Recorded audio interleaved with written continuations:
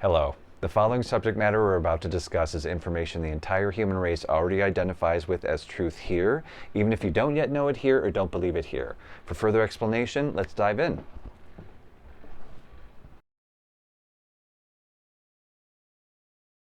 Hello. Thank you for watching Macro to Micro. I'm Joel Marr.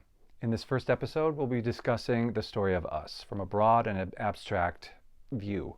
This is a human evolution timeline, as everyone has seen. This is one representation of it. My question about this, though, would you know what the rough draft of a human evolutionary timeline looks like? Would you know a rough draft if you saw one?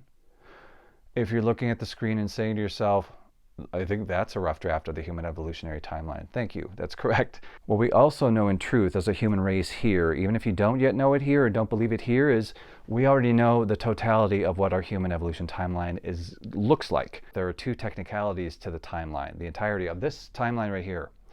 One is that technicality is that this is the first half of our human evolution timeline, and the other technicality is this is the first 2/3. One way we consider this as the first half of the human evolution timeline is that all the orientations in play were mostly unconscious in their concurrency. The way in which the technicality of this is that this is the first 2/3 is that now that we're here at this space, the orientations are consciously aware of being concurrently at play. That's the distinction between the first half and the first 2/3. What we also know as truth here is that there are four main stages of orientation with our human evolution.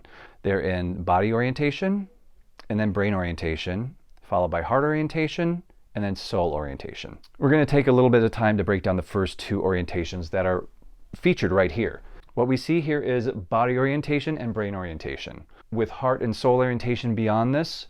Being that this is a 6-model structure, your brain can assume for now that there's 12 altogether, since I said that body orientation's here, brain orientation, and then heart and soul will follow. For body orientation, we're looking at the first 3 right here. We're talking as far back as roughly 175 to 200,000 years ago. What happened in here was when conscious awareness began for us as a species, somewhere in that timeline. It's not exact. We'll find out more as we go along and as we get familiar with what heart orientation is. More of the truths of what we don't know will come forth for us. But here in body orientation, this is where we began self-awareness, began self-recognition. This is our ancient ancestors, somewhere in the wilderness, a small group, going to the body of water that they do every day, whether it be a lake or a stream, something, and beginning to realize that as they do that daily routine, what they're seeing in the water is themselves. They're beginning to recognize self. We already have an identifier of that in our current timeline, which is known as, one of the identifiers is known as the MSR Test. Scientists use MSR Test as a mirror study to determine self-recognition and self-awareness in animals who encounter their mirrored selves. And following the dawn of self-awareness became a life that was becoming consciously from a purely physical space. It was all about building tools. It was about creating shelter. It was very much about survival needs. Then, after all that body orientation working out, the brain orientation woke up. Roughly in here is where the brain orientation was. We're talking roughly about 50,000 years ago. A current identifier in our timeline of that is the petroglyphs, also known as the cave paintings. The cave paintings were one of the identifiers to show that our human conscious awareness was beginning to be able to retain time out of time. We were beginning to be able to retain memories. We were able to understand and have awareness for what thought means. And as it goes along, as we know, the design of emotions came in, the understanding of what emotion is. When brain orientation woke up, that's when our physical expansion truly began. It became building pyramids, building castles. It became colonization, migration, tribalization. We had things such as horses and buggies for travel. There was ship sailing involved.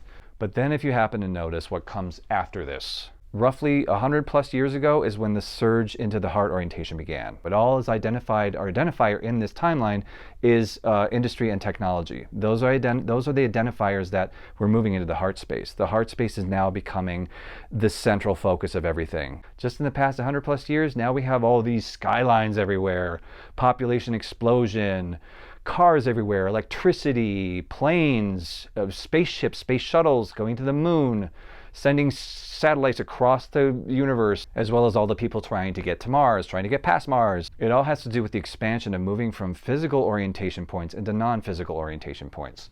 Body and brain are physical orientation points. Heart and soul are non-physical orientation points. Or anyone out there who's watching this understands that whiplash feeling when you look at what's happening to the world and where the world is going. That has to do with that. It has to do with this, what someone might call a giant leap, for example. It feels like a whiplash turn of going from somewhere physical into non-physical. And due to the surge and the impactful shift of what's been happening with us, it has to do with our external expansion in the brain now triggering the internal exploration via the heart space. And now moving on to the heart orientation and soul orientation, we're like right here. We're just beyond this sixth model right here. What the heart and soul orientations involve is bringing the non-physical into the physical. Being in heart orientation means showing the brain, body, mind, and ego how thoughts, feelings, memories, and sensations, sometimes pleasant, sometimes painful, actually exist in the reflections of the non-physical components of our body. And through heart orientation, this occurs via the dissolution of unconscious fear perspective, which we'll talk all about as this channel goes along. And now, before showing you my brilliant artist rendition of what the entirety of the human evolution timeline looks like, I will just go ahead and describe it for you first. I'm going to go ahead and ask you to use your imaginations here. So we've already established that this is body orientation, brain orientation, and heart and soul are over here. Now what you're about to see, your brains and minds may not be able to compute. It's totally cool. That's perfectly normal. It can be difficult to discern what it looks like using just the brain and mind alone. The brain and the mind sort of need the heart space to indicate what all this means. So that this is body and brain, let's just take a representation of one. This is the body orientation here. Let's take that representation here. Here's the brain orientation. Let's take that representation here. I have two here, one for heart and one for soul, just to show you the stages. Now, your brains and minds might think that, oh, is it like this? Does it follow up like that? Is that heart and is that soul? Actually, no. Technically here, we have a two-dimensional image of three-dimensional beings, but being that heart orientation is a fifth-dimensional perspective and existence, so to speak, that dimension has to be broken in order to show how heart orientation and soul orientation fit into our 2D/3D worlds. So it doesn't actually go like this. In order to show from a non-physical perspective, it looks like this. It faces it. As well, that's heart orientation right there. So now we have soul orientation, which maybe you'll think would go like this, but it's actually within itself. So here we have soul orientation and heart orientation, and take the brain orientation one and the body orientation, just one of them, and place them on top of each other. Almost like a matryoshka doll, the babushka dolls, if you've ever seen them. You can use the babushka doll visual to see what that is. So now in order to illustrate descendant discovery further, we need to take, 12 of these. So we have how the brain interprets this as 12 across. The physical would interpret this as 12. Since there's 6 here and it's the first half. If your brains are like, mine is 2. Shit. Now to further illustrate that, we need to look at these 6 right here. If we're looking at it from a physical perspective, the entirety of the timeline would equal 12. Being that this is the non-physical perspective of it, and non-physical has existed, all of these components have existed, and non-physical has known that the entire time since we first looked into that water and recognized ourselves, that means we take, for every orientation, body, brain, heart, and soul, we take 12 of these and sprinkle them around here. Just sprinkle them around in here. So we have that. That's what that looks like. And following up, I'll show you the artist rendition of what I created to give you the actual picture blueprint of it. Here you go. Okay, Sotheby's, are you watching? Because here is the multi-million art deal of the century.